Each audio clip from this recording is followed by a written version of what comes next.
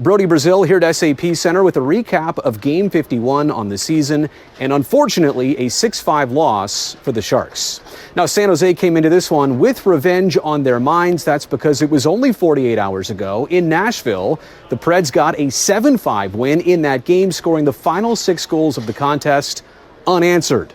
And in this one, they didn't make it any easier. They jumped out to a 3-0 lead in the first 7 minutes of the game. More on that in just a second, but first, we begin with these moments from pregame. First responders night at the Tank, which was already scheduled before the recent LA wildfires, but certainly so much more magnified now due to the tragedies down south and a lot of recognition and some well-received donations for fire, EMS, and law enforcement. A lighter moment here, former Golden Knight Jonathan Marchessault, it's confirmed he attended the Brodie Brazil School of Skating. Don't worry, nobody hurt.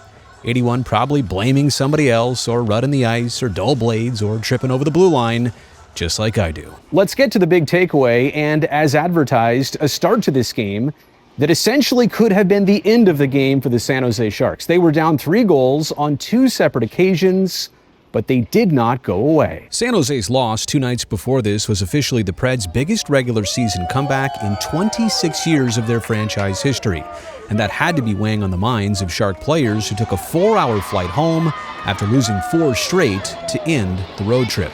And of all the things you wouldn't want or expect to happen, this did. The cross-slot pass to former Shark Gus Nyquist, who converts on the power play less than 4 minutes in. 54 seconds later, after the wraparound and rebound didn't work, Tommy Novak gets a 3rd grade A chance in a row. He lights the lamp. And then Philip Forsberg gets number 17 on the season, 7 seconds ahead of the 7-minute mark into this game. And it feels all bad for the Sharks, but especially Yaroslav Askarov against his former team. And that's where we hit headline number 1. You rarely see this happen in sequence as it did, but the Sharks are down 3-0. We got 3 consecutive fighting majors on 3 straight puck drops. And the timing of these penalties will tell you everything you need to know. At 6:54, right off the draw, Luke Cunnin and Cole Smith dropping the gloves. Then 2 ticks later, 6:56, Barclay Goodrow and Michael McCarron agree to dance. And then at the 6:58 mark, the puck drops again. We have Zachary Leroux and Ty Dellandrea punching each other, and then their respective tickets to the box. Take note of the names that went there for San Jose. Veteran players trying to send a message to the rest of the team. And while there will always be opposition to fighting in hockey, you cannot deny what happened next. A little more than a minute later at 8:12, it's Ferraro from the point, and it looks like this puck goes off Kovalenko first, and then credit Walker Duehr. San Jose traded for him on Wednesday. You need super slow motion to confirm that it went off him last. That's his first NHL goal of this season in Game 1 wearing teal. You gotta love his emotion knowing that this was part of a response. And then a little more than 8 minutes later, Mario Ferraro chipping in again, beating Justus Annunen, blocker side. And by the end of this first period, Will Smith also hit a post. The Sharks were that close to absolutely erasing a disastrous first frame. By the way, for Ferraro, his 5th already on the season.